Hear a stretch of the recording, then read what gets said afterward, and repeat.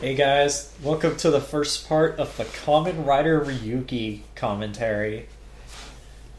This is the Scan Warriors talking about Kamen Rider. I'm Scott, I'm Alan.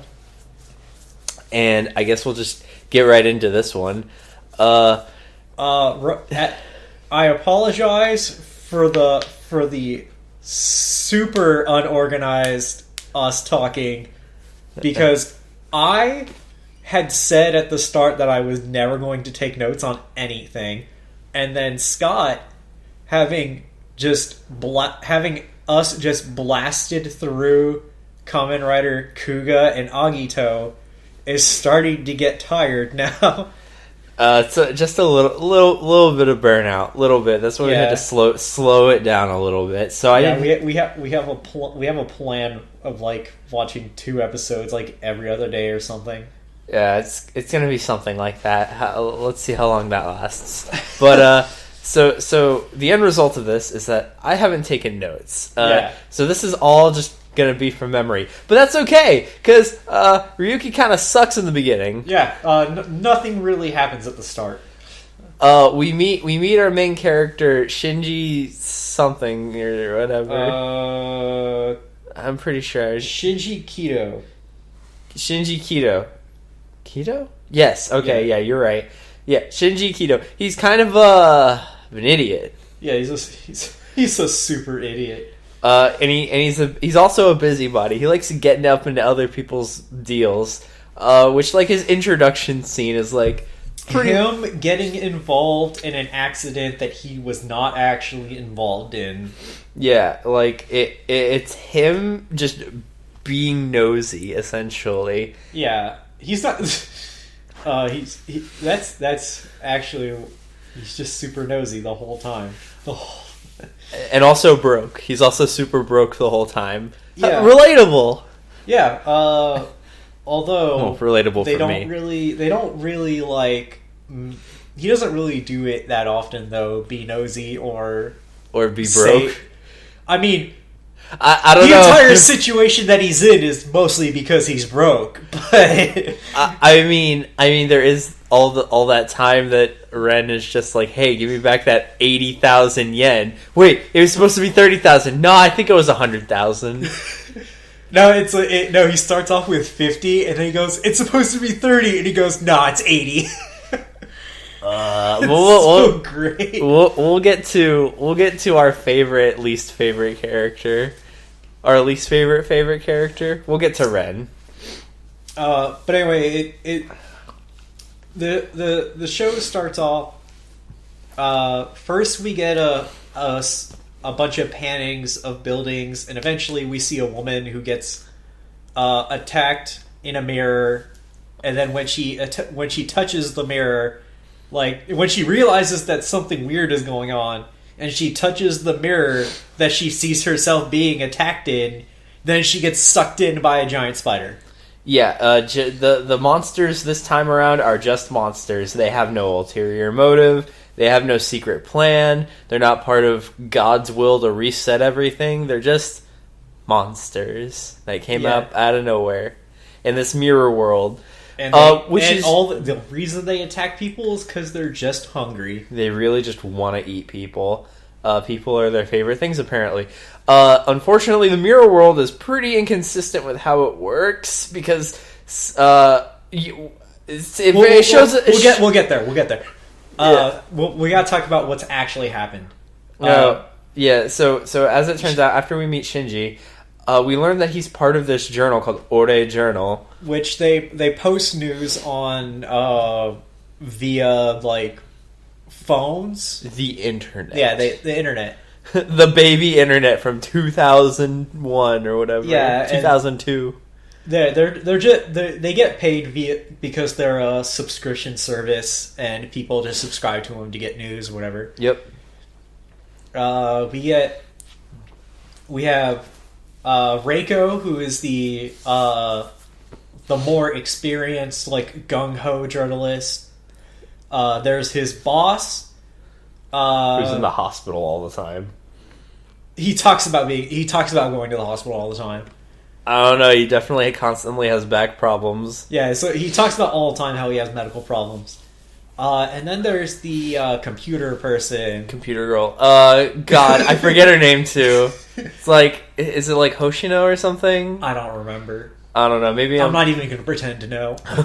I'm just going to call her different hacker names. I'm pretty sure Hoshino is the name from the girl from Nadesico. I'm just going to call her hacker names for now on. So yeah, little Hoshino, who isn't really little. She's an adult. Yeah. Is basically, she doesn't work there, but she does. She manages the website. And I don't know, I guess that kind of bothers me, That's but it like, kind of doesn't bother me.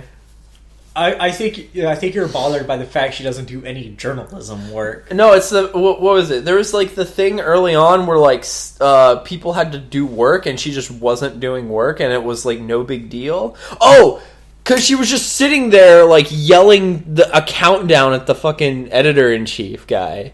Remember, she was just standing there with the stopwatch and she's just like 30 minutes until whatever the hell it was. And I'm just like, why is she doing this? Why is she not doing whatever her job is? Well, her job is to manage the website, and I don't know, like the idea that the boss can just fire her and hire someone else just eludes him. So she basically she's the best. So she basically can hold the whole thing ransom. So if she doesn't want to do something, she just doesn't do it. You're right, I guess. I guess that shows up later with the whole leave right on time deal. Yeah, but anyway, we get introduced to that cast. Reiko starts investigating these disappearances that have been happening. These random disappearances that seem to have nothing to do with each other, that have been happening for a while now. And Shinji kind of starts to follow her, and then he gets in trouble, and then he's told by the boss to just hang out in the office and do like fact finding. Yeah, like go through a list of information and try to see if he can put some bullshit together.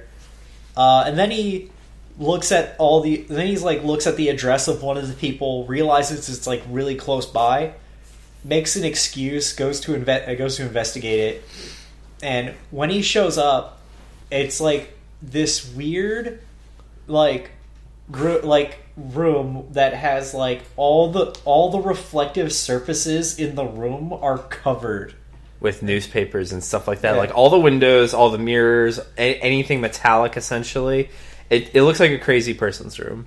Looks like a nut job was there. And then Shinji looks down on the ground and picks up this plastic container that apparently houses a deck of cards. And as soon as he picks it up, he starts hearing this weird thing, looks out the window, and sees that he's being attacked by a dragon. Yeah, that's why it's called Ryuki. Means Dragon Knight, essentially. And well, guess what's gonna happen with the dragon? So then, after some bullshit, Reiko gets... After some bullshit, Shinji loses his house. Or his apartment. Because he hasn't paid on it for like... Really? Not yet? It's not until a couple of episodes later. Really? Yeah. Fuck. I mean, he shows up to his apartment and his landlord complains that he hasn't paid rent, but he doesn't lose it yet. Reiko is targeted by the spider monster, and when Shinji notices that she's gonna get attacked, that's when he's like... That's when he henshins. Yeah, that's when he henshins. And then he's able to jump inside the reflection of a car to go into the mirror world and fight the monster. Unfortunately, as a first-time rider, he sucks at fighting monsters. Yeah, well, he's weak because he doesn't have a contract beast. Yet. And then we get introduced to... Or at the same time, we're introduced to our second main character... Kamen Rider Knight. Kamen Rider Knight, Kamen Rider aka Ren something. Ren Akiyama! It's been a how could you forget? It's been a while, We'll get there. Oh, man. I can't forget that. We get introduced to Ren Akiyama and... main girl. Main girl, we can't remember her name. The real main girl, not Reiko. Yeah, Reiko is just there. Ren shows up, and then he's like, "Come on, Darkwing!" And then his bat contract beast shows up, without him having to use a card for like the first time, like the only time this ever happens. He's like, "Come on, Darkwing, let's go!" And then he starts the fight, and then he has to use cards from then on. I think you're extra overselling how excited Ren sounds, because he's never that excited. Ren has no emotion. No, he has an emotion. It's angst. Oh yeah, I keep forgetting that angst is an emotion, even though though to me it doesn't seem like it. Oh, angst is definitely an emotion. Ren is our Sasuke Uchiha. Yeah. He's our dark and edgy bad boy, Moody, and he rides a motorcycle. Yeah, he rides an actual motorcycle. Oh, by the way, Shinji rides a scooter. He rides a scooter. I should probably mention that. That is why he's a rider. You should not qualify as a rider if you ride a scooter. Excuse me, there's that one kid who qualified as a rider and he drives a car. That's not fair. Anyway, so Ren shows up and beats up the spider, and then immediately after beating up the spider starts attacking Shinji. It's great. Oh, yeah, because this is a Rider War series, guys. Our riders are going to fight each other and not fight each other, but they're going to fight each other. And then their fight gets interrupted by main girl. God, why can't we remember her name? Give me like 2 seconds. Anyway, she breaks one of the windows in the real world, which breaks a window in the mirror world. I'm willing to accept that. Like, when I say the mirror world is inconsistent, I'm willing to accept that, because technically, mirrors are doors to the mirror world. So if you break a mirror in the real world, then obviously that door should be broken in the mirror world. But I'm going to get to those inconsistencies a little bit later with the jackals. Or were they coyotes? Or were they dogs? Anyway. They're gazelles. Really? I'm dead serious. So anyway, with the jackalopes. So after they escape from the mirror world, they're just like, "Hey, you're a newbie, aren't you?" And he's just like, "I have no idea what the hell is going on." Like, Shinji has no clue, and they're just like, "See, you're what's called a Kamen Rider," which is actually the first time that the phrase Kamen Rider has been used in these 3 series that we've seen, or whatever. Oh, Yui. Her name's Yui. Yui. Kanzaki Yui. Kanzaki Yui. So anyway, they start explaining to him about the henching with the cards, and then they're like, and then Ren's like, we were, the reason why we were nearby is because I'm chasing the dragon that's hunting you down. And then Yui hands him a seal card that will let him seal away the dragon in case it attacks him. Yeah, but and they tell him that he doesn't want to be a rider. He shouldn't be a rider. And they also take the deck case away from him.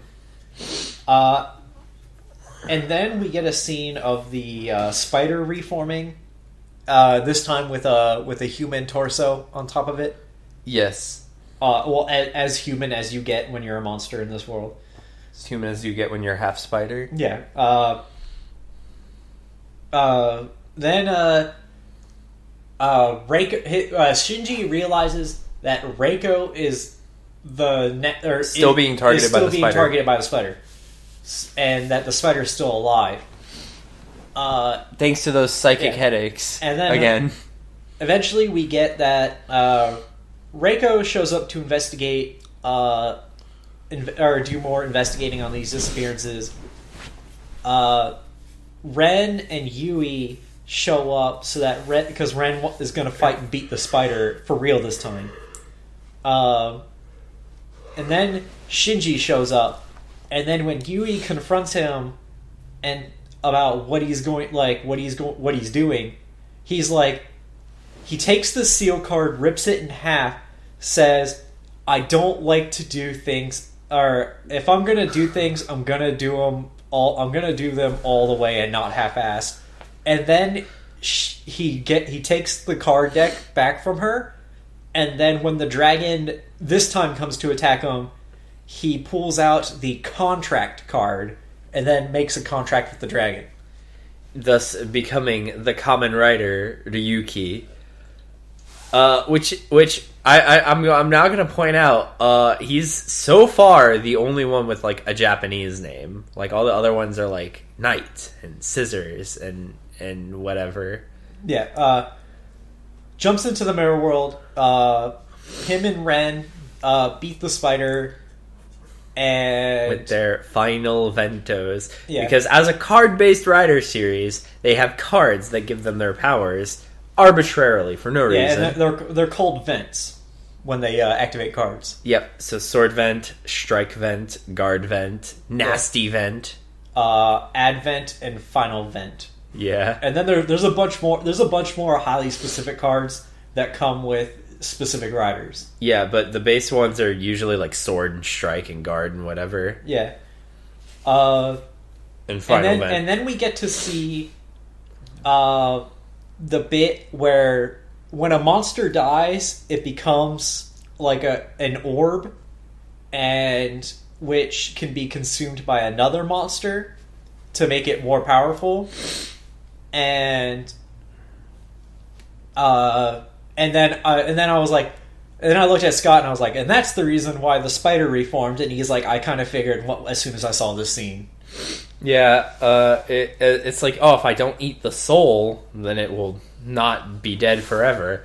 But basically, that's why the monsters are in the middle of this rider war. They're literally just EXP grind spots for the riders. It's this weird thing where it's like the more monsters you beat, the stronger your contract beast gets, and on top of it, if you don't, there's also this weird thing where if you don't hunt monsters down, your contract beast will eat you because it's hungry. They don't tell you, like when you form the contract beast, like there's no way that you could know this, but a part of the contract with that beast is that you hunt down monsters and fight them to feed your monster. Yep. And the other part of it, your benefit from the contract is you're not dead. Well, and you're also a Kamen Rider. And you get stronger. Yeah.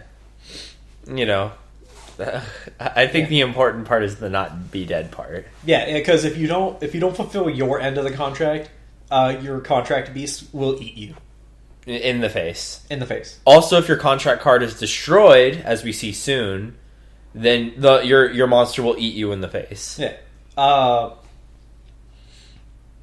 And then we get to the episode where Ren is just shit talking on Shinji all the time. Yeah, and Shinji's talking about how they should be using their powers to fight monsters and protect people. And this is the part where, like, I had told Scott going into this series that it was a Rider War series, and at this point, they still haven't explained to Shinji or the audience that it is a Rider War series. Yeah, all they say is, like, vague, to be a rider means to fight. Fighting is the only thing for riders, and all this. Riders must fight each other, and nobody tells Shinji why. And it's because he would never understand as someone who just became a rider. Yeah, Ren doesn't tell him because technically Ren is at a distinct advantage Shinji doesn't know that riders have to fight. And Yui doesn't tell him because she doesn't want to, Because she's stupid! No, she wants to maintain Shinji's innocence. She's stupid! And so we get this in these two episodes. The enemy is the gazelles, and the only reason Scott asked me like what these things look like. I look up at the screen, I see them do the front flips, and I go, "Oh, they're jackals, or no, they're gazelles." And then he goes, "How do you know?" And he goes, "They did front flips." I don't understand the significance of front flips and gazelles, but I'm just gonna call them jackals from now on. They're fast.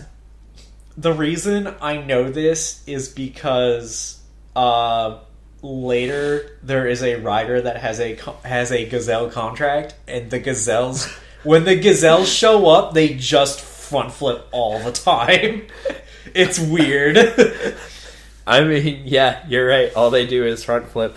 And here's the part. Here's a scene where like the mirror world is inconsistent for me. Is that they're after this one little girl at this elementary school. One of them is chasing down this little girl, and it's actively still in the mirror world, and it's messing things up in the real world somehow. Like it's rustling trees and doing some other stuff. And it's still not in the real world messing with things. It's doing it from the mirror world side somehow. As far as I can tell, there are no psychic powers like there were in Agito. So that doesn't make any sense.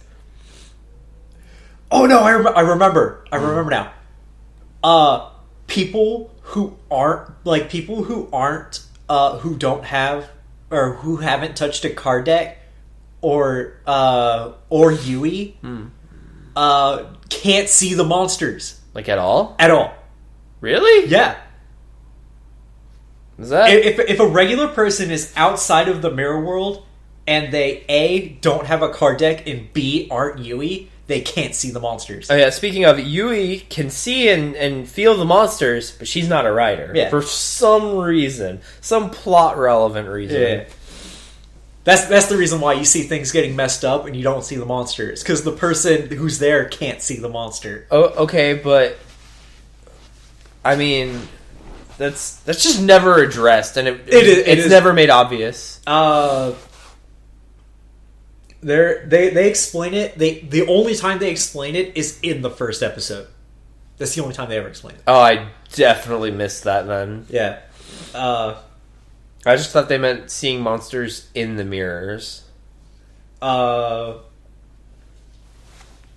It's just in general. But anyway, so that explains that. Then we get the actual like the fight. Then we get the actual fight. There's two gazelles. I really want to say jackal, but they're not jackals. They're not jackal. Yeah. So obviously Ren takes one and Shinji takes the other, and then they beat them, and then we get to see their individual monsters eat the eat the gazelles, eat the gazelles. Yeah, the gazelles, the jackals. So we now get to see more of Shinji's final vent, which is basically his rider kick, where he like poses and the dragon's swirling around him, and he jumps super high into the air. He jumps in the air, the dragon's swirling around him, and every time you see the dragon like overlap with Shinji, he comes out as another pose when it yeah. And then he does the cool thing where I'm amazed that they're doing this consistently with nearly every monster. Yeah. When Shinji rider kicks a monster, they fly back and explode at the same time. Yeah, it looks pretty cool. They took the thing that they did from Agito where like fucking Shoichi rider kicks the monster so hard that they like break the ground or something, but they're doing it all the time now, and it's great. Yep. And they're also all exploding. Yeah, all of them. And then fucking Shinji always does like a horizontal kick, so you see the monster fly, and Ren always does a vertical kick in which he drills into the ground, like he drills into the ground as he hits the monster. Yep. Yeah, so yeah, Ren's final event is his Darkwing Duck turns into his cape and he flies up into the air, and then his cape turns him into a drill and he just drills onto the monster from straight above. Yeah. We get, and as we're watching this, we get to see more events from more people. Yeah. Then we get introduced. The next important thing is we get introduced to Scissors. Scissors. Not to be confused with Scissored from later series. Sasword. Whatever. That's a very different pronunciation. The words are similar enough. Sasword, scissor. Yeah. S, vowel S. I don't think you know how to spell scissors. It makes a s sound though. It's not how you spell scissors. Anyway, me being an idiot aside, we get introduced to Scissor, whose contract beast is a crab. Hence the scissors. Yeah. And he starts attacking Shinji, and Shinji's like, "Why are you attacking me?" And then finally somebody says, "Riders." He's like, "You don't get it. Riders have to fight riders." And then they keep going around. They keep going like, "You don't get it. Riders have to fight riders," but nobody explains to him the reason why riders are fighting. Yeah, so from Shinji's point of view, it's just like pointless fighting for the sake of fighting, and no one explains that there's like a gather the 7 dragon riders and make a wish foundation. Yeah. And eventually it leads to like Shinji starts investigating the murder of some guy who lives in a building in which they actively sense that the crab is there, and so like they're like, but they don't know the identity of said rider. Yeah, so Ren is just like, obviously it's the store owner. I mean, who else could it possibly be? And because he said that, I immediately knew that it wasn't going to be the store owner, because that's how things go. Yeah, and then Reiko is also investigating this for the journal. Right. And while she's investigating it, she gets attacked and then saved by this detective San. By Detective San. Yeah. I forget his name. He's pretty one-off. Yeah. He's super one-off. Then we get the bit where we get introduced to Detective San, and he's not our true Detective San. Turns out that he's not a real Detective San. He's just impersonating one. And his real identity is the Kamen Rider Scissor. Yeah, and Ooga booga. While Ren is investigating the shop, he finds a crack in the wall, and then as he fingers it, like bits are falling off, and then eventually he starts breaking into the wall, only to find the owner of the store, and his corpse. His corpse. Yes. His definitely dead corpse. So yes. He's extra dead. So then they basically figure out that the detective lied, the store owner died, and they have to go fight him in the mirror war. Or no, then he kidnaps Kanzaki Yui because her brother Kanzaki Shiro, right? Shiro? Yes. Kanzaki Shiro had something to do with giving everyone rider powers except for Shinji. He's the one giving everybody the decks and telling them to fight. And the way he sees it is that whoever has possession of Kanzaki Yui has an advantage in the war somehow. I don't know, maybe it's bribery over the game master. Yeah. Or considering their siblings. But so here's baffling. He kidnaps her right out from where she works, stuffs her in a car, and drives away. Ren immediately finds her because of fucking magic. Not real, not in universe magic, just plot convenient magic. Yeah. Then he chases him, and eventually, the chase leads to some docks where Scissor almost rides his car into the water, and then he gets. I want to explain this, by the way, because I have something to say about this. Okay. He gets out of the car. Oh, by the way, Shinji's there. Yeah, Shinji joins up.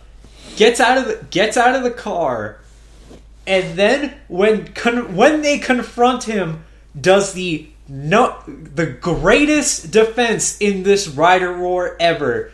100% guaranteed that you're safe. Just doesn't henshin and walks away.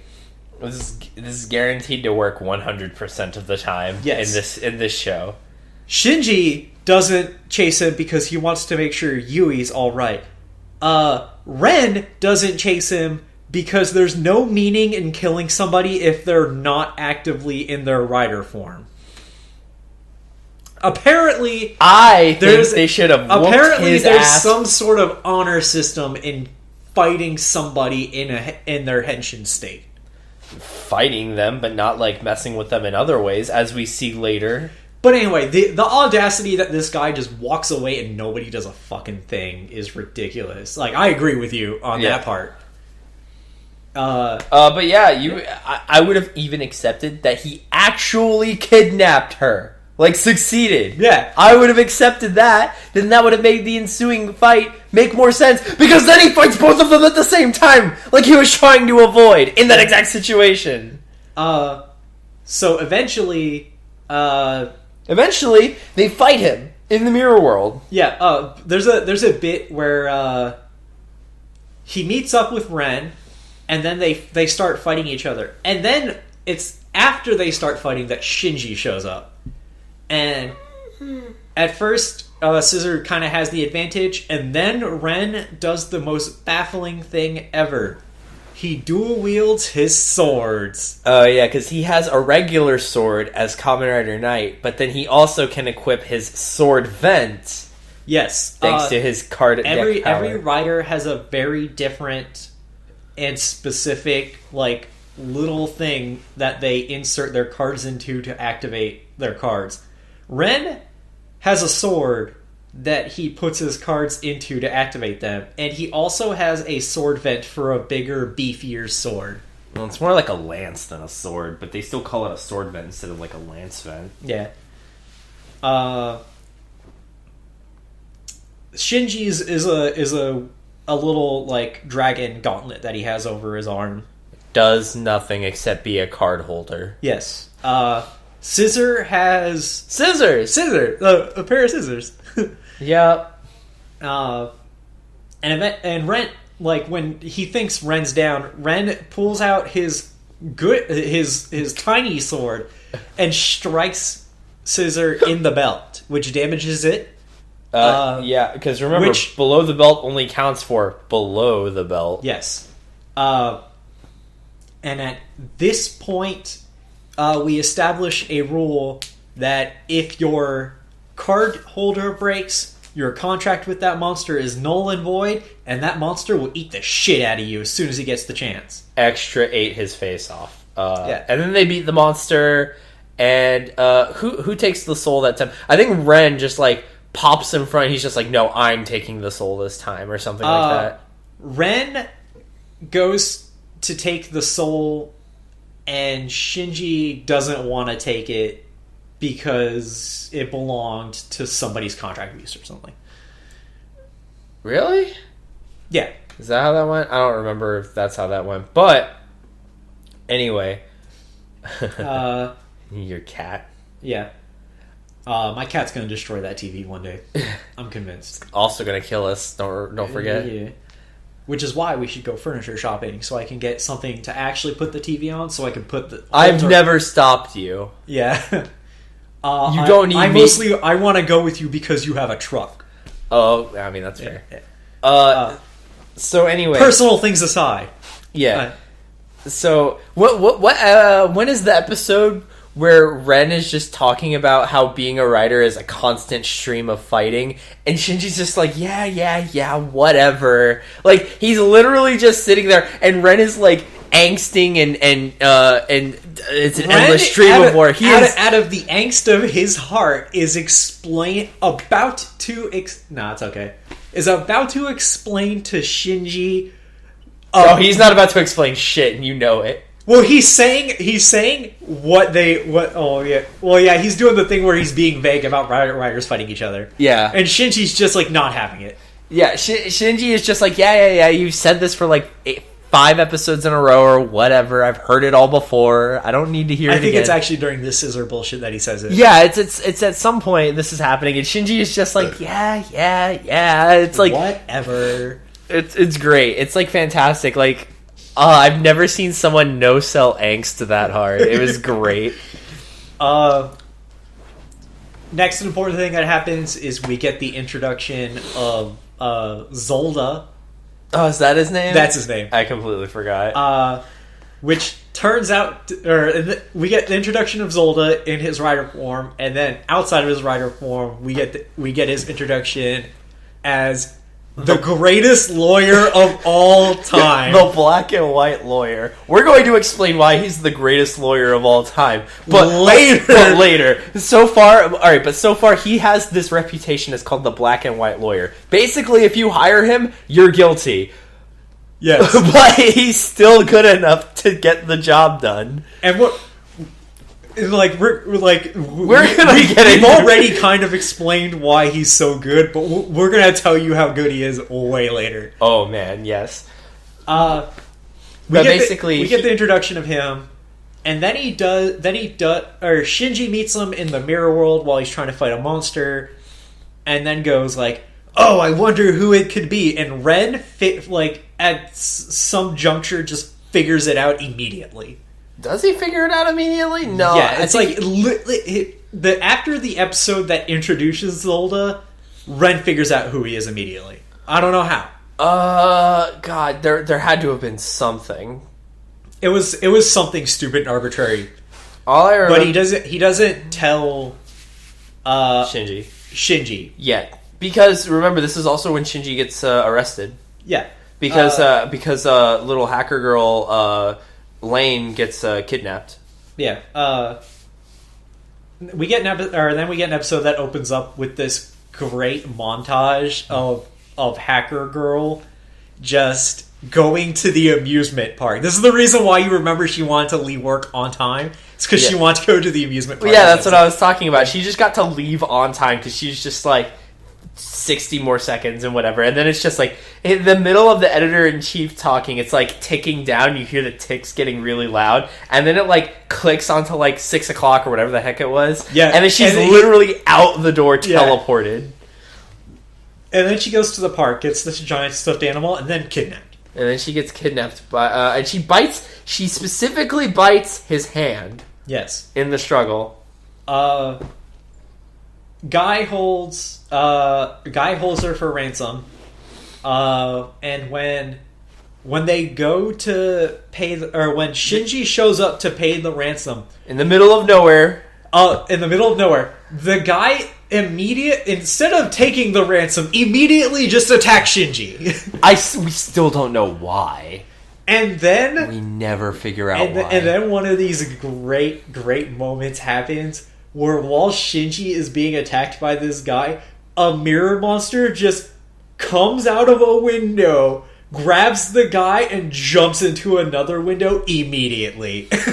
Like it just swoops in and grabs him. It saves the day. I think Shinji could have handled it, but I still don't understand why. Unfortunately for Shinji, at that exact moment, like he goes and searches throughout the house to go back and find Edward, and he finds her, and she's unconscious. And unfortunately for Shinji, at that exact moment, the SWAT team busts in and arrests him because he's the only one there with the money and the kidnapped person. So obviously, this looks super bad for Shinji, and I'm just like, why doesn't she just ID him as not the guy because she like bit the guy's hand and Shinji clearly doesn't have a hand injury. But she's in a coma, so she can't ID anyone for shit. So they hire the lawyer Kitaoka. Yeah, I forget his full name, but it's Kitaoka. And it's this point, like, Kitaoka has been interviewed by Shinji at this point. Has he? Yeah. Yes. Shinji follows him around for a day or something like that. Yeah, he like follows him for a day to see what rich people have for life. Yeah. And then what is it? And he keeps hitting on Reiko. Yeah. He's trying super hard to get in there. But she's not having it because he's kind of a slime ball. Yeah. And she don't want slimy dick. And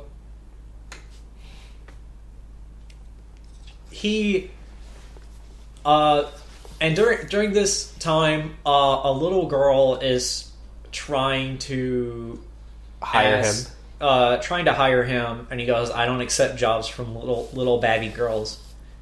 Yeah, she's like 8, and she's not even talking to him. She's only talking to his butler. Yes, Goro-chan. I'm fairly confident. I don't remember if you agreed with me that this girl can't act, and so the writers just said, just anytime you need to say a line, or anytime you need to say your line, just go whisper it to that guy, and then that guy just says her lines for her. Yeah, basically. It's amusing and annoying. By the way, Goro-chan is Kitaoka's personal assistant. Butler. Yes. He says butler occasionally. Yeah. He takes all the calls, he does all the cooking, styles his hair. Styles his hair and shaves his face, and does photo shoots. And provides him personal protection. Yeah, he also is his bodyguard. Yeah. Like, Goro-chan is pretty much the best. Yeah. When Goro-chan goes to protect Kitaoka, he does all sorts of like rider posing shenanigans. Yeah, it's great. Yeah, and he's such a good character. I'm so glad that they come as a set. Like at this point, I had been like, we had been like what 8-10 episodes in or something like that before the lawyer got introduced. It was something like, it was like episode. Yeah, it's about episode 8 or something like that. Yeah, it's like we're that far in, and I'm just like, I was getting really tired of just the Ren and Shinji dynamic and Yui being useless, because she's useless. Yeah, as useful as she should be, she's useless, and I was just getting really tired of the dynamic. But then Kitaoka shows up and adds in a bit of freshness. Yeah. Especially after he whoops Shinji's ass. That's the common theme, is that anytime somebody's introduced and it seems like their gimmick is about to get, or their thing is about to get old, because this is a Rider War series with 13 riders, they can just introduce a new person. Yeah, it's pretty good. It's pretty good setup. But I don't think Kitaoka would have ever gotten old. No, he wouldn't have. So, Kitaoka, having gone through Shinji's possessions when he's arrested, I believe that's when he finds out that Shinji is a rider. Also, the bruise on his arm that he got from fighting Zolda in the Mirror World. And then he just makes it his goal to now have Shinji actually put to prison. Yeah, because if he's in prison, he can't participate in the Rider War. So that's one less rider for him to worry about. And this little girl, it turns out the little girl is the daughter of... Oh, we don't find that out until a little bit later.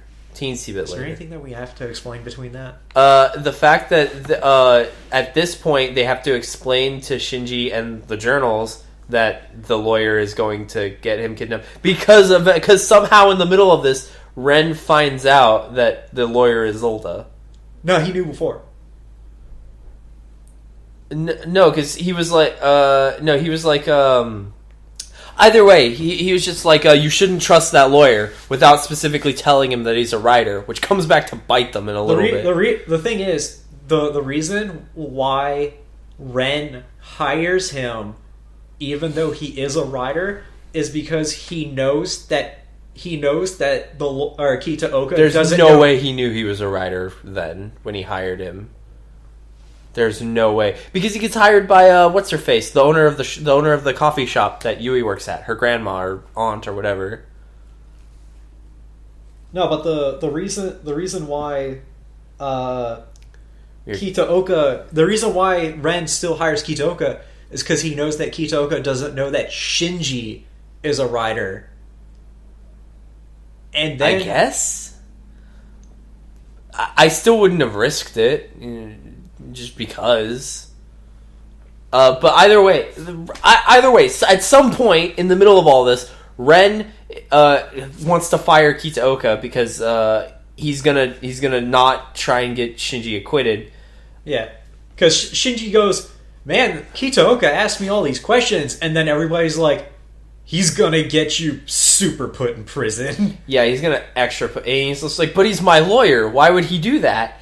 And but nobody tells her. Nobody tells him. But then Hacker Girl wakes up and is talking to Shinji, and they're just and the editor in chief is there, and they're just like, "Man, if you could remember anything, like what your attacker looked like." I was attacked, and then I bit him on the right hand, and then he goes, and then Shinji's like, "Oh man, my right arm hurts." She goes, and then he goes, "No, it's not what you think. It's just a bruise on my elbow." And like then she starts freaking out because she's like, "Shinji kidnapped me because I bit him on his elbow somehow."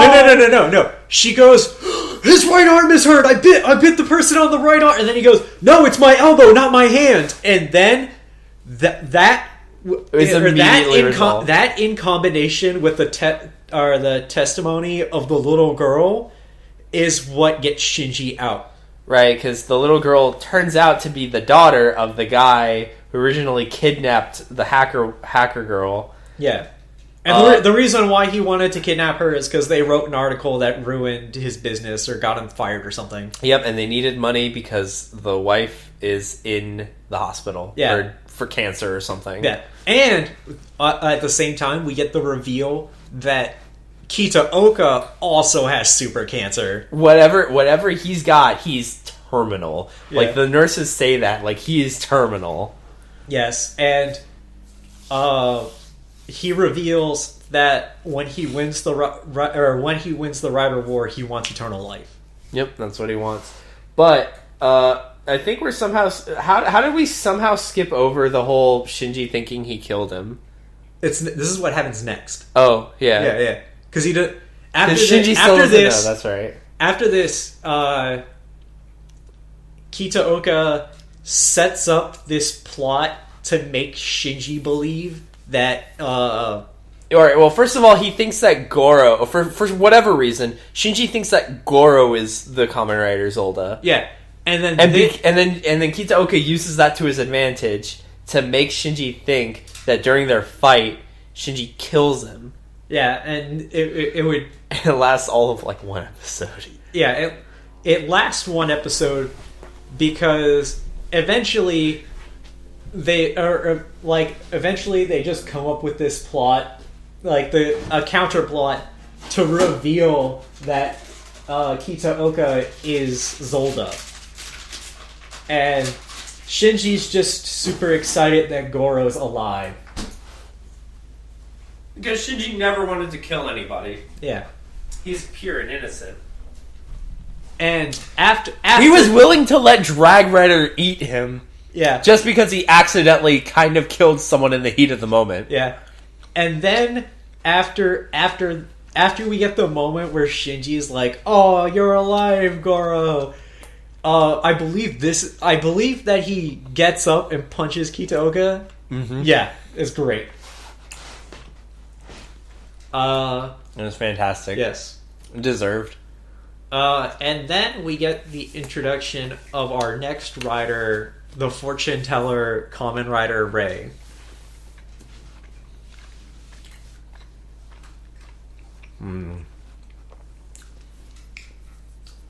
Wait, when does Ren lose his memories?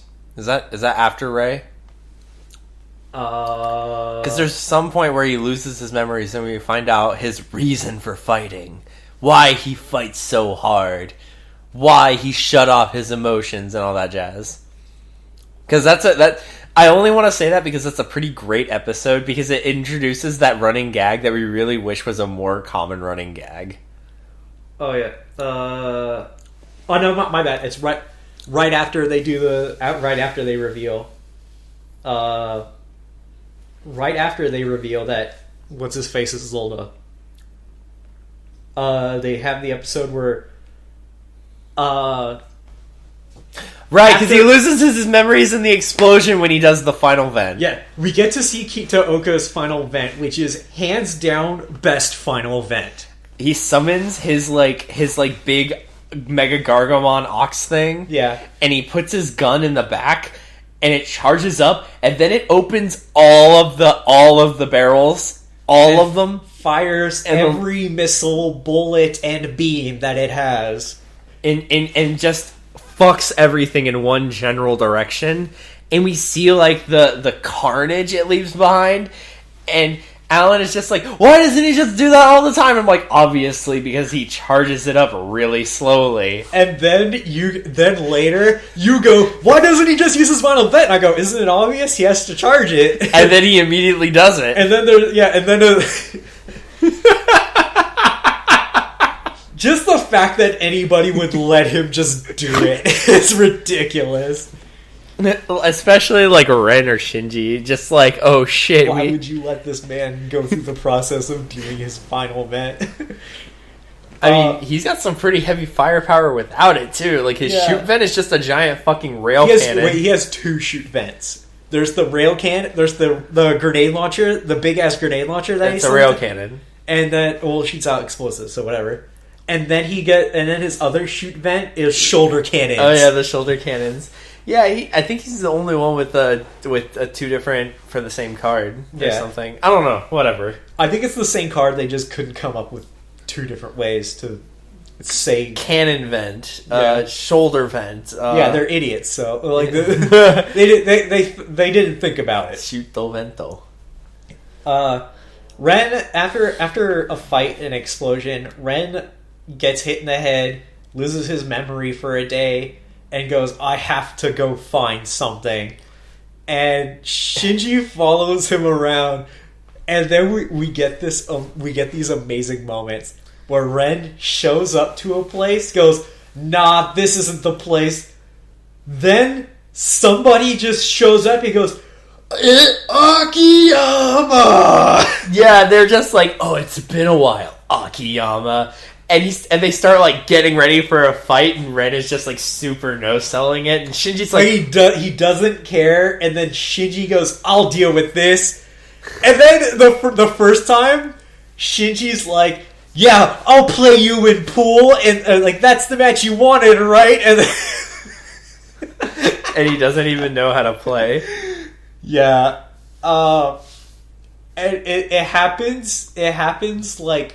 Two more times. It happens two more times, and on the second time, it's like two people show up. Yeah, they're just like, it's been a while, Akiyama. You're the same as ever. When alright, so they're supposed to have known him from before the year that he's lost his memories, apparently. Yeah, because they say you're the same as you were a year ago. Yeah, and he's lost his memories of the past year. So like, there's a very, very small window of time I could see that he's also forgotten these people. So I think he remembered them, but he was just being Ren and no-selling them. Yeah, that's what it is. I didn't say that he forgot about them. Well, no, I'm just saying, like, when we say he has amnesia, he only has amnesia for the past year. Yeah.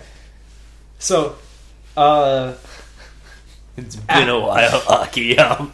We really wish that just showed up all the time. Because then it would make him slightly better than not at all.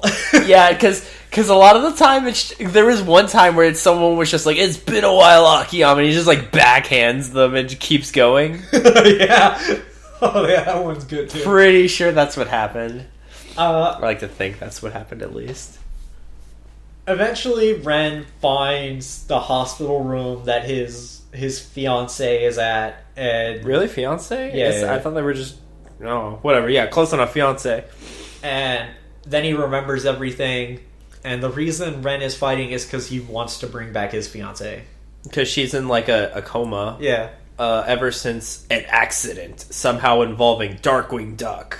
And then that's how Kanzaki Shiro. And then Kanzaki Shiro, that's how Ren has his radar powers. Yeah, he's the first rider that Kanzaki contracted or whatever.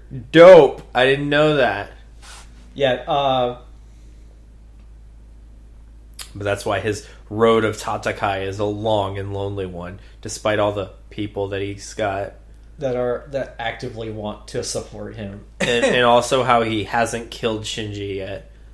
Like that's the whole that's basically Ren's character arc as we find out. Like he's conflicted because he hears that Shinji killed a guy cuz he definitely doubted from the beginning that Shinji could ever kill a person cuz he's just too nice. But then we get over time, Ren has yet to do anything to fight or try and kill Shinji, despite many attempts or despite many opportunities arising. Yeah, particularly after battles.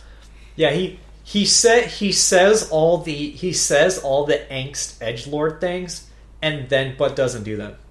Yeah, so we'll get to like the true struggle within. Soon. Now we get the introduction of the fortune-telling rider Ray. I think we didn't finish what we were talking about because of the pause. We were talking about the inner struggle. Oh yeah, I guess. Yeah, sorry, it happens later. Yeah, whatever. So we get the fortune teller who's always right, Kamen Rider Ray. Yeah. Who's a stingray. Yeah, he can tell the fortune by literally doing anything. He doesn't even need to do anything to see the future. Yeah, I'm convinced he doesn't need to do anything to see the future. Well, there was that one time he was doing a thing and then accidentally did another thing to tell the future and told the future anyway. Yeah. Like his thing the first time we see him is he flips 3 coins at the same time. And that's how he tells the future. Like, he tells one lady, you're in danger, but if you just try really hard, you can change your fate. Yeah. And then she almost gets attacked by a monster. Then he sees Ren walking around, sits down at the next table over, starts talking to him, and then when Ren just says, "What the fuck do you even want?" he goes, "I'm a rider," and he pulls out his card deck. Yeah, he's just like, I read my own fortune, and my fortune said that I'd meet a rider today. No, he said I'd meet an important person today. Or whatever. So, right off the bat, A, we know that this guy is the real deal, and B, we also know that unlike a lot of other fortune tellers, he can fortune tell for himself. Yeah. And that we... Like, this literally being, like, minutes after he did the coin flips to predict to read somebody else's future, it turns out that he can read the future by spinning the coins. Speaking of, yes, but you just reminded me of how Ren figured out the lawyer was a rider. He didn't know until after they had hired him, because remember, he finds out that he's gonna get Shinji put into jail, and he has him up against the wall, but then a monster attacks, and they both do the head snap. I'm wrong. And they start running, and he's just like, wait a second. And he's just like, well now. No, it's not, Ren has that moment, like, the thing is, they both do the head snap. Ren notices that he did the head snap, and then as the lawyer is trying to run, he goes, "Wait a minute, you're a rider." Yeah, that's what it is. That's what it was. Okay, I take it back. I'm super wrong. Whatever. I knew there was something that showed us that Ren didn't know until then. But anyway, back to Kamen Rider Ray, who can spin coins to tell the future. One coin. Spin one coin to tell Ren's future. Yeah. Other methods to tell the future. He can look into a crystal ball. He can burn a piece of paper. He can hold a coin over a piece of paper on a string. Yeah, do that. So, I like the fact that he does it like 50 billion different ways. I'm convinced that he doesn't actually need to do these things to read the future. Yeah, maybe they're just catalysts or something. Either way, yeah, it's like I think what it is if he wants like a really clear image of the future, he just does these things to concentrate. Anyway, he basically sees a vision of Ren getting hyper fucked. Yeah. Like, getting completely wrecked by some other rider. But the thing about Kamen Rider Ray is that he's just like Shinji, and he doesn't want the riders fighting, and he wants to stop the fighting between them. So then, Ren's like, "I'm gonna fight you," and then so he just... And he gets his ass kicked. Yeah, he gets his ass fucking kicked. by Kamen Rider Ray. Like, he does his final event where he uses his scorpion shooter stinger gun. He uses his not scorpion, stingray. He what uses am I thinking? He has a stingray gauntlet for his I thought it was a crossbow. No, he doesn't shoot anything from it. He doesn't? No, it's the same thing as Shinji's. It's just on his wrist. I'd have to see it. Yeah. And his weapon is a whip. That's one of his vents. Yeah, it's his whip vent. And then anyway, his final event is that his stingray shows up, he jumps on top of it, and then he rides it into the person. He just surfs it right into their neck. And Ren is just getting his ass kicked. It's great. Then Ren does his final event. He goes, "No, you don't do your final event. It'll hurt you." And then Ren does his final event anyway, and then they both get ejected from the mirror world. Is that what happened? I was probably not paying attention during that scene. Turns out that when Ren did his final event, it hurt him about the same as he hurt Ray. It's just that Ray had already beat the shit out of him prior to that. Yeah. What's Ray's actual name? I want to know. But in the meantime, what's Shinji doing at that point? I don't remember. He's not doing fucking anything. Yeah, it's like oh no, he's investigating the attacks, the murder, the peoples and the capes and whatever. Because that's how we meet the next rider after Ray. Whatever his name is. Because Ray actually we meet Ray first, but then almost a little bit after that we meet the next Kamen Rider. But that's as a result of another case that Shinji's working for the Journal. In that these people are assaulting each other wearing like capes and masks and stuff. And it turns out his name is Miyuki Tezuka. They've probably only said it like once because I do not remember that name.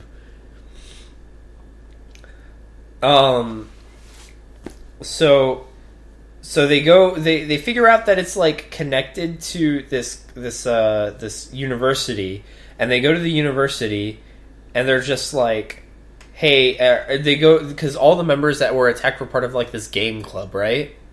Yeah,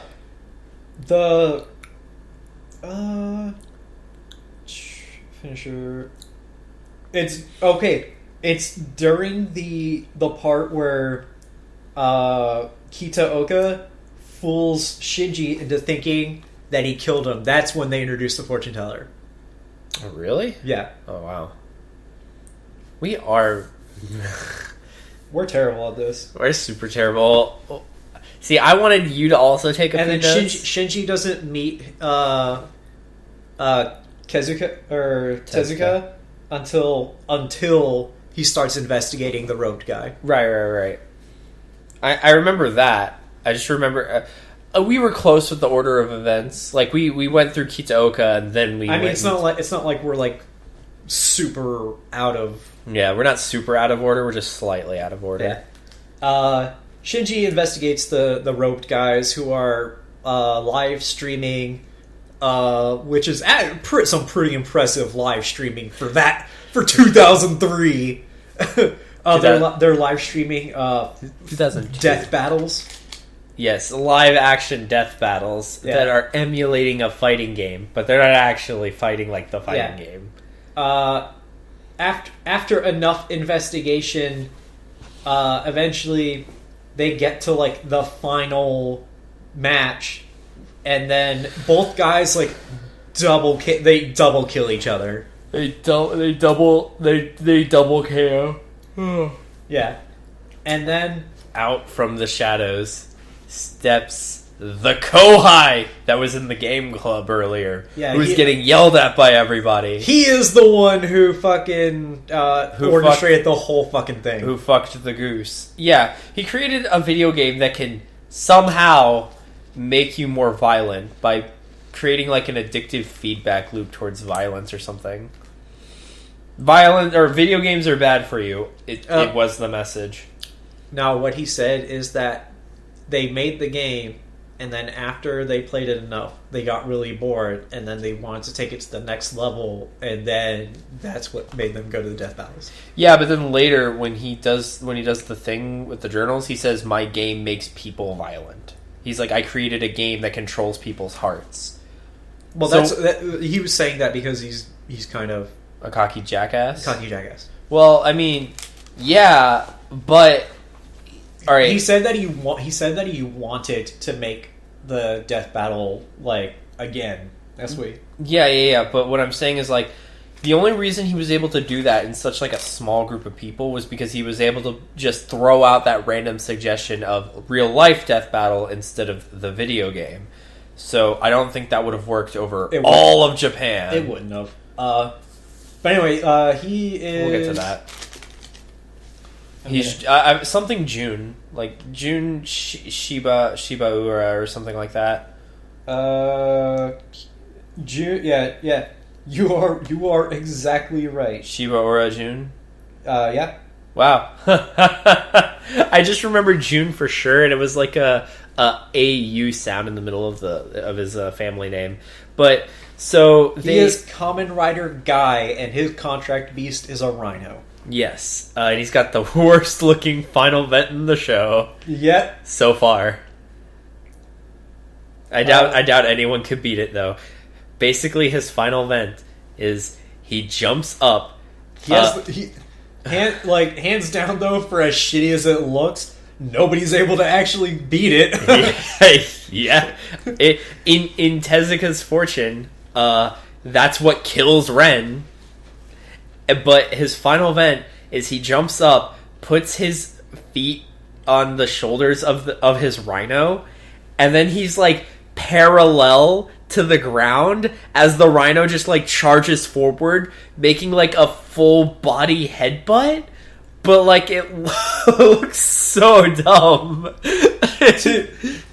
When he has his whatchamacallit? His sword. I don't remember when he has his sword vent out. He holds it in front of him as his rhino pushes him. Is that what he's doing? I never see him do that. I never saw him do that. I just thought it was like a full body headbutt. As much as that makes no sense. Yeah. And his card reader is his shoulder. Yeah, he like pulls it out. He pulls his cards out of the belt. Yeah, and then he flicks it up into the shoulder. Yeah, because his rider form is big and bulky, and it's real. It was actually a really interesting look because as a normal person, he's kind of like this short. He's shorter than everyone else. Yeah, he's like the smallest actual person, but in rider form, he's like the biggest. Yeah, he's the tanky. like his big bulky armored body would imply, he's really tough and durable when he's fighting. Yeah, it was really interesting because like normally the Snake type character, like not like the Snake style character, which we'll meet later. Yeah, but I'm talking about like the Snake personality character. They're usually not like a durable type. They're usually like you can't hit me kind of deal. So this was interesting where all the attacks were like bouncing off of him, and he's just like, "Is that all you got?" I think his durableness. His durability.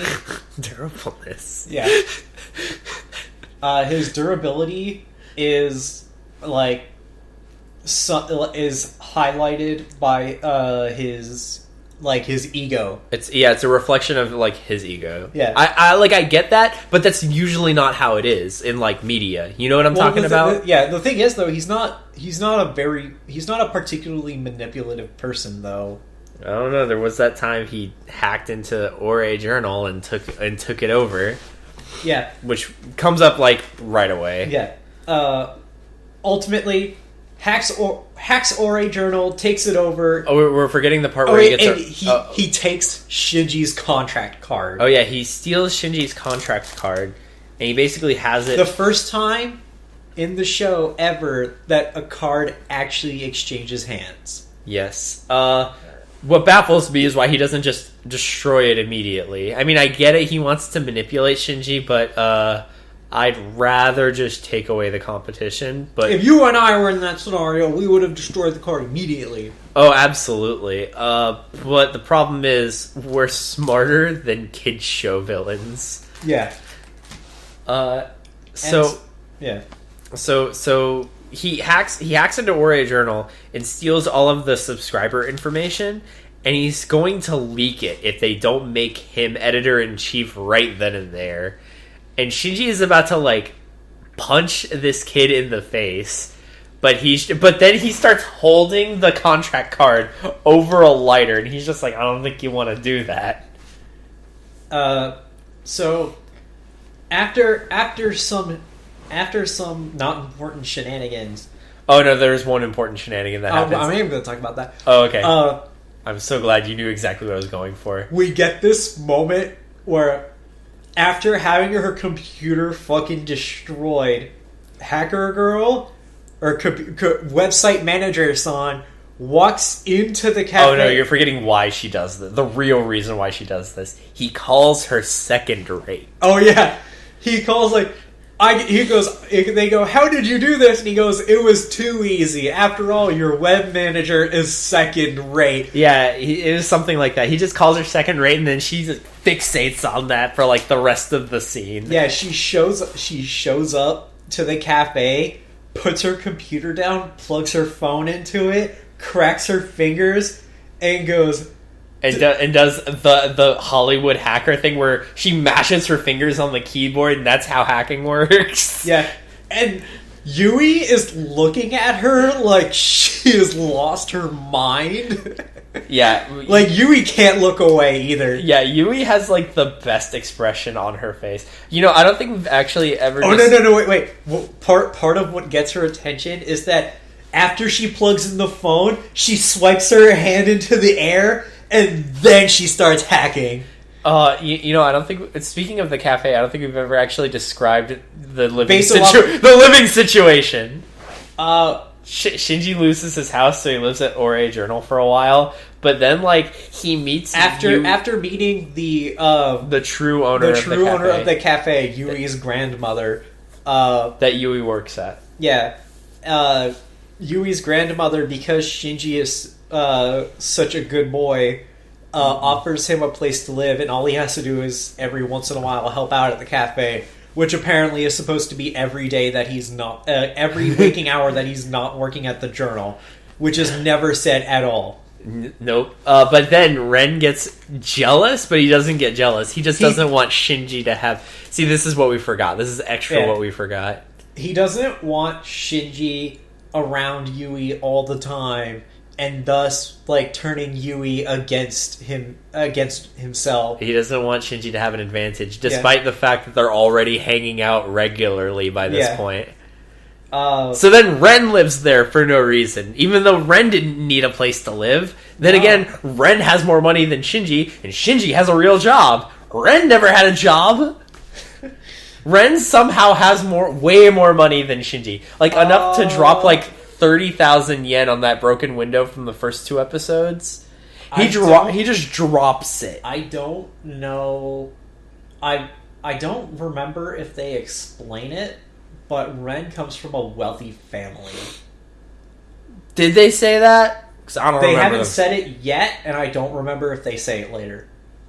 They definitely couldn't have. Either they said it in the first couple of episodes and I wasn't paying attention. They didn't say it. I know for a fact they haven't said it yet. Oh, so that's why. I'm waiting for them to say it, but I'm fairly confident that he comes from a wealthy family. I really hope you're wrong, just so that there's just no reason for him to have way more money than Shinji.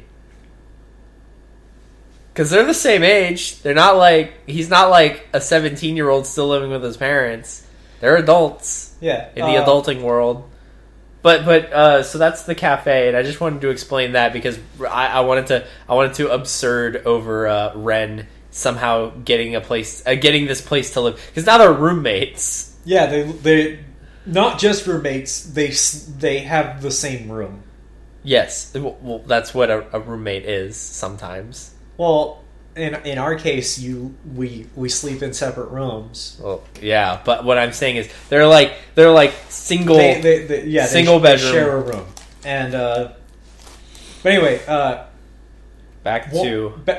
and when eventually Hacker Girl finishes her program, and then she falls over because she's exhausted. She's having a seizure, and Yuri's like, "Are you okay?" And she goes, "Just hit send," and he goes, "What? Hit send, hurry!" And then she gets in front of the computer and goes, what button am I looking at? Hit send!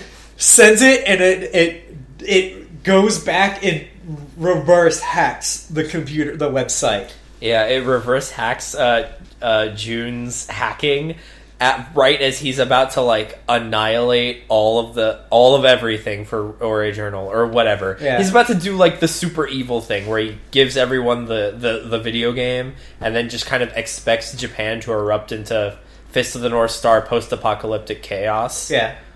But and then they fight him, and then he retreats.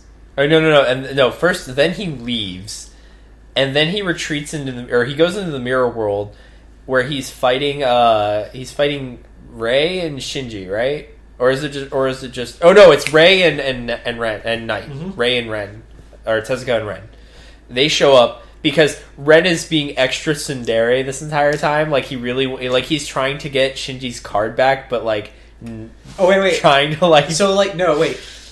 He gets the card back before they go into the mirror world, and then they go into the mirror world. They start fighting. Then before Rei can go in and stop them, he has to stop a monster. And then Shinji is like, No. They definitely get the card in the mirror world because they both run into the mirror world. Then they get the card. Then Rei gets out, gives the card to Shinji, and he goes after the monster. And Shinji helps, Shinji helps fight the monster, and Rei helps fight what's his name.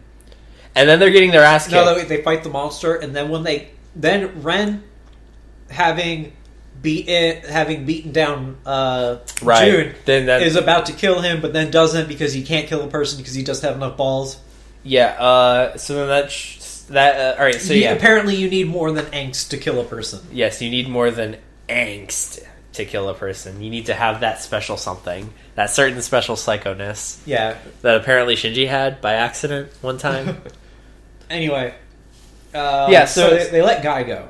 So they let Guy go. No. Guy kicks Ren through a wall. Oh yeah. He kicks Ren through a wall. They don't just let him go. Ren gets kicked through a wall. Yeah. And that's what starts his extra angst fest. Yeah. All the angst. as Guy is getting away, he also gets arrested by the police. Yeah. Because of, well, Ray goes, man, you better look out. You're in for some trouble in the future. And then as he's like walking through like an alley, the police show up to pick him up. And then Scott looks at me and goes, oh man, I guess he is having trouble. And I looked back at Scott and said, nope, that's not it. Yeah, so... Oh man, it's great. So then it turns out that Shibura Jun is the son of like some super rich guy. Yeah. So they hire our boy again, Kitaoka, to get him out of a jam, and he has him out. He has him out like that. Yeah, but before he gets out, we get introduced to our next rider to be. Oh yeah, the problem solver. Yes, I call him the problem solver. I agree with that sentiment. His name is Takashi Asakura. Seems legit. Yeah. And we get introduced to him by him mashing his head on his cell bars because he's in jail. Yes. Here we go. All right, now we're basically about to explain why Kitaoka is the greatest lawyer on the face of the planet. So, all right, as Kitaoka gets the call about June, he says, "Goro, I've had like 4 other meetings today. Are you trying to kill me? All right, yeah, I guess this VIP is important." So he goes to one of his meetings that he already has set up, which is with Asakura. With Asakura, and then Asakura's like, "Man, you're such a garbage lawyer." And then Kitaoka's like, I tried. I tried. You're lucky you got 10 years, especially when your alibi was I was vexed. For killing somebody, by the way. Like, we're going to... Alright, so we've broken this down. Asakura killed a guy. Killed a guy because he was vexed. And Kitaoka... And that's on his official... record, yes. Like as his reason, yes. like when you put that down, that's like game fucking over. That's like saying, yeah, sure, I did it. Kitaoka got him reduced to a 10-year sentence. Like on top of the negative, all of the penalty modifiers on Kitaoka's fucking charisma roll. Like everyone knows that if you hire Kitaoka as a lawyer, you're fucking guilty. The guy killed a guy. He looks like he killed a guy. He admitted it. He basically admitted it for a garbage reason. We were sitting there like breaking down why Kitaoka is the greatest lawyer in the history of ever. Yeah, and then Kitaoka fucks off to go get Guy out of police custody.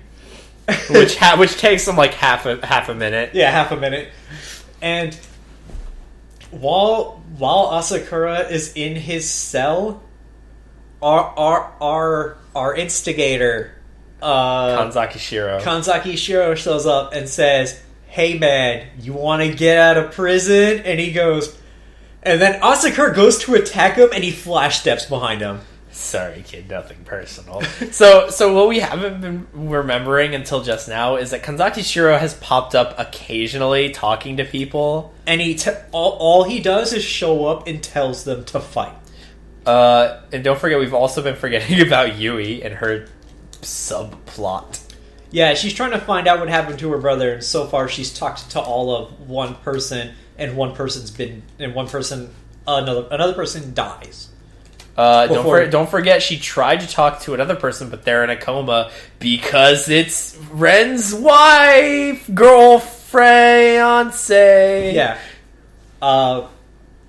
Who was part of the original whatever to do the thing with the whatever that had something to do with the brother according to one of the people, to the only person that what's-her-face talked to, everything was for Yui, but she has no idea what that means, and I have no idea what that means. Yeah.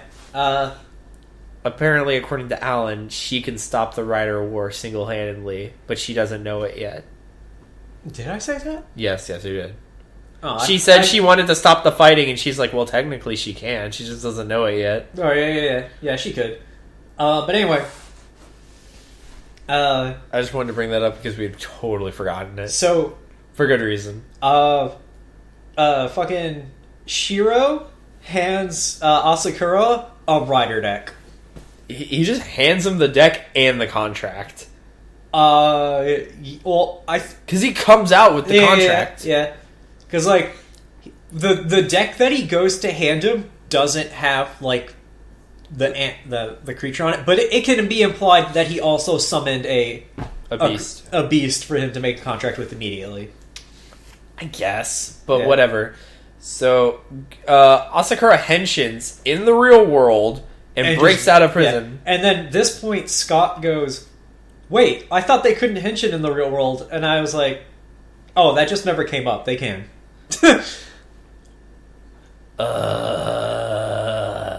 So the first thing that Asakura does is go after the lawyer that only got him 10 years in prison for murder. Or his defense attorney that reduced his sentence down to 10 years, but did not get him acquitted. Like, in Asakura's mind, he needed to be acquitted or it wasn't good enough. Yeah. And Kitaoka was just like, oh my god, I tried! Like, what the fuck did you... It's like Kitaoka could roll nat 20s all day, but there's only so much you can do within the legal system. Yeah. But apparently when you're a psycho, you don't get By that. the way, when Kitaoka got Guy out of police custody, he saw that he had the rider deck in his belongings. Yeah. That's what you were thinking of when you thought that thought that Kitaoka had seen Shinji's rider deck in his belongings. So anyway, fucking Guy finds Asakura somehow. I think he just runs into him by like accident. No, wait. Asakura is just walking around in public with his deck in his hand. That's he's walking around with his rider deck just hanging out. And then June just shows up and goes, "Oh, you're a rider too?" And he goes, "A rider? What are you talking?" He's like, "You know, the card deck." And then I guess he explains to Asakura about everything. Yep. And he's just like, "Hey, want to do something interesting?" Because June wants to mix things up. Yeah, he's like, "Oh, that lawyer that you're going after? He's totally a rider." Yeah, he's a rider too. And he goes, "This lawyer vexed me," or some shit like that. Yeah. Whatever. That's his deal. When people vex him, he wants to kill them. And then some shenanigans happens. And he takes over a place at gunpoint. He's holding a bunch of hostages in a cafe at gunpoint. And a different cafe than the one we frequent. Yes. Oh, also, have to mention this. Before he takes before he starts taking hostages at that cafe, Shinji runs into that cafe to henshin to fight a monster. Yep. And then when he pops out, he's in the cafe. Right, okay, so what we haven't mentioned, because it's only ever brought up the one time, but it is actually kept kind of consistent, is that whatever mirror you use to jump into the mirror world, you have to use to jump back out. So that's why Shinji had to jump back out of the cafe, cafe. That's why you can't teleport with the mirror world. You have to use the mirror world, or you have to come back out where you were. You don't have to do that, because otherwise they would have been super fucked if the mirror that they used when Yui broke up the fight was completely shattered. That wasn't the same mirror they used to walk in. That was a different mirror. It was like 5 feet to the left. I just see it as when majority of the time they're out in public, they're riding around on whatever their motorcycle or scooter is. They exit out at that same spot because that's where their stuff is. Well, no, they're using that mirror on their bike to jump in, which they've done before, or which they do soon in the Grand Epic car chase. But yeah, they say it in like the first 2 episodes. I remember specifically that you have to jump out of the mirror that you jumped in, which is why I remember when Drag Rider was attacking them, they had to run to the car that they jumped into to jump out of the mirror world. Otherwise, they could have picked any of the 4 dozen cars they were riding by to get away from the Drag Rider. I don't remember them saying it. It definitely happened. You're just gonna have to go back and look. Probably, I'm just not gonna. Just gonna take my word for it.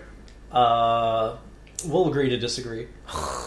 Anyway, so then after some shenanigans, Kitaoka ends up at the cafe as a part of exchange to get all the hostages out, and then that's when Asakura reveals that he is a rider.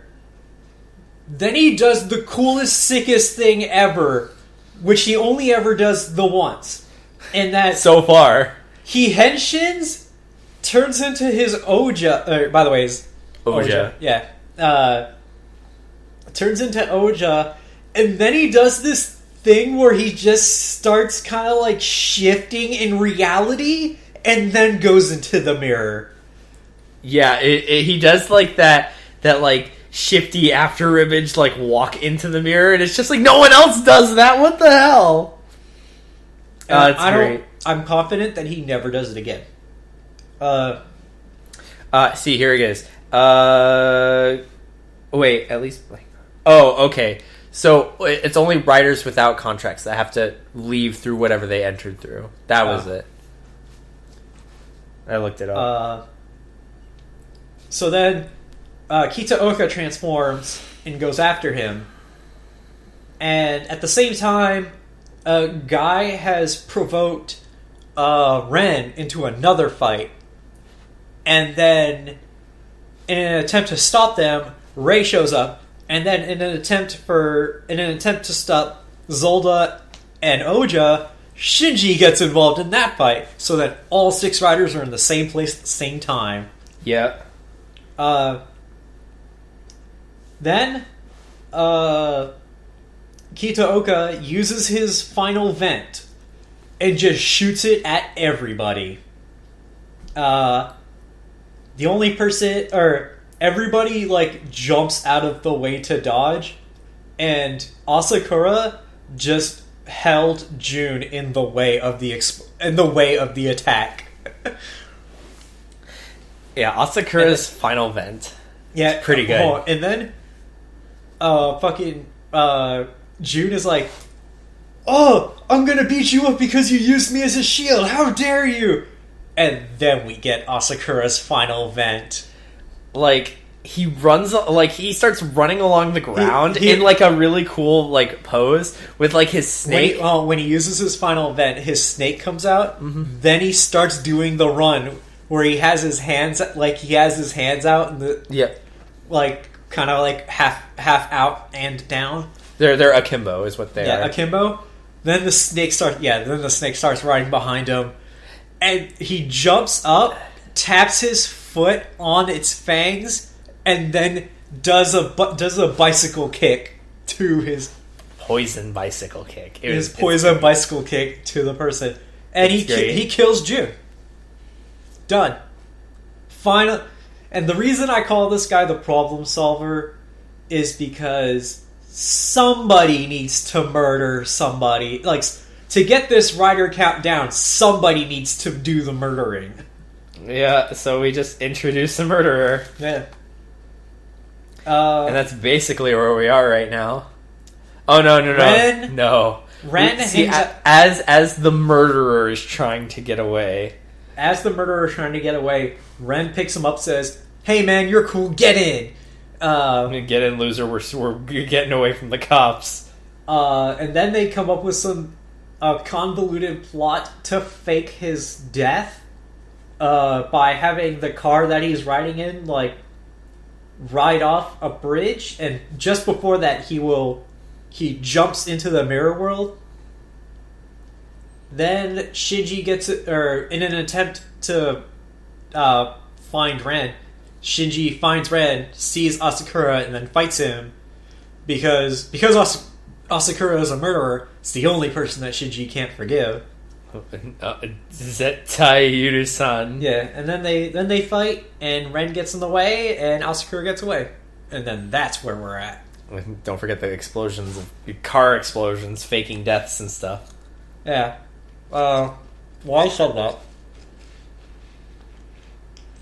But yeah, basically that's where we are. So we still have a lot of mysteries surrounding Yui and Kanzaki Shiro and the Rider War, and why Shiro is, I don't know, being an asshole for whatever reason.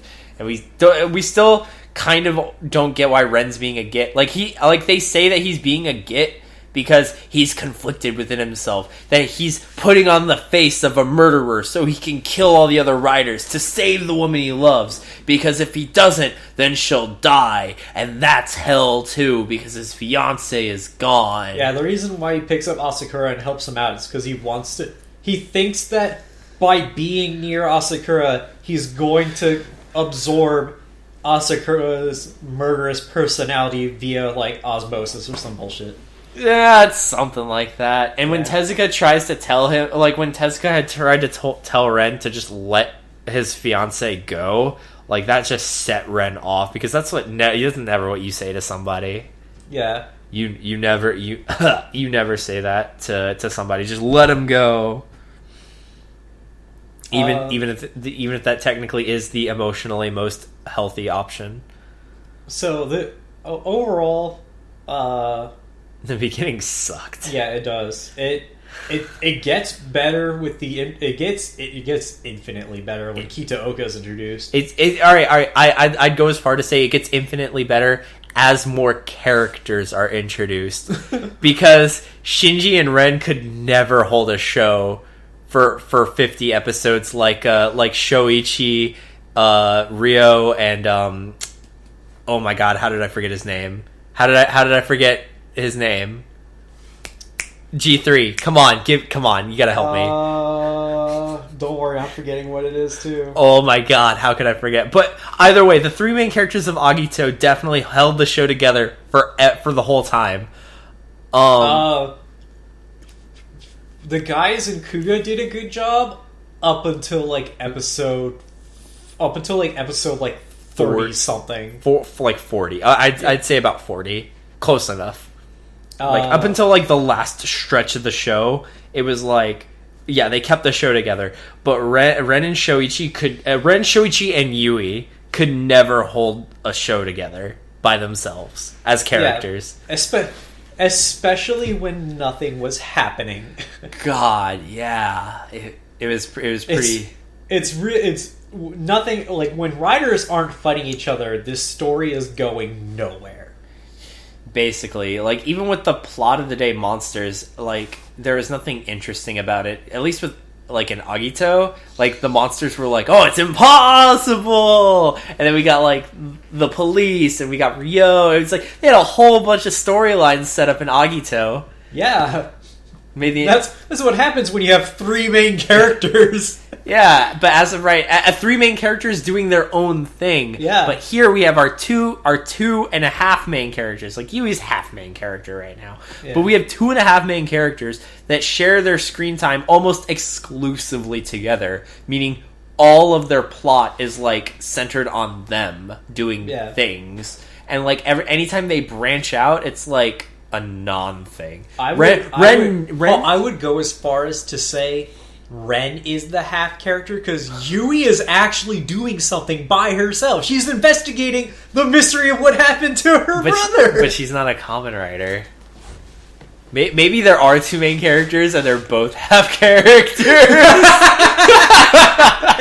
Maybe they're both just two halves of a whole. I will wholeheartedly argue that Yui is the whole main character herself. I would go, like, I'll even extend my statement and say Shinji's a half character. Aw, come on, you don't like pure innocent boy Shinji-kun? Shinji-kun. It doesn't ring. Work. It doesn't work as well as Shaichi-kun. Every character introduced after this main trio is infinitely better. Even like the Ore Journal crew, like they're okay side characters, but like when we get to like Kitaoka, June, even June's better than some of the main characters. The only not good character that was introduced was Scissors, and he was a one-off. He was only there for 2 episodes. Yeah, he was like a one-off dude. You know what? I'd say he was pretty good at being what he was, an asshole. Yeah, but soon. Oh yeah, I remember now. The reason why I claim that the best defense is in the Rider War is to just not henshin and leave is because multiple times they confront Guy and Guy's like, nah, and then just walks away. He's like, I don't feel like it, even though I could totally take you guys by myself, but not right now. And he just fucks off. Mm-hmm. Like, he says that at least twice. At least. So yeah, that is the ultimate Rider War defense. If you don't feel like fighting and they don't feel like doing the stunt choreography and the fighting and the special effects, then they're not going to have the fight that episode. Yeah. They're just going to save it for another one. But, so that's the first like 20 episodes of Ryuki so far. Yeah. As best as we could remember. Looking forward to the next few. The next few episodes. Looking forward to the introduction of more really interesting riders. We're only halfway through those riders, apparently. You said there was 13? We only have like 6 or 7. Yeah, so far it's 6. Well, 7 with Scissors. Oh yeah, 7. Unfortunately, we will never see him again. No, I've already told Scott, but unfortunately we're not going to get through all 13 riders, because not all 13 of them show up in the show. Yeah, apparently 2 of them are in the movie only for whatever. 4. 4?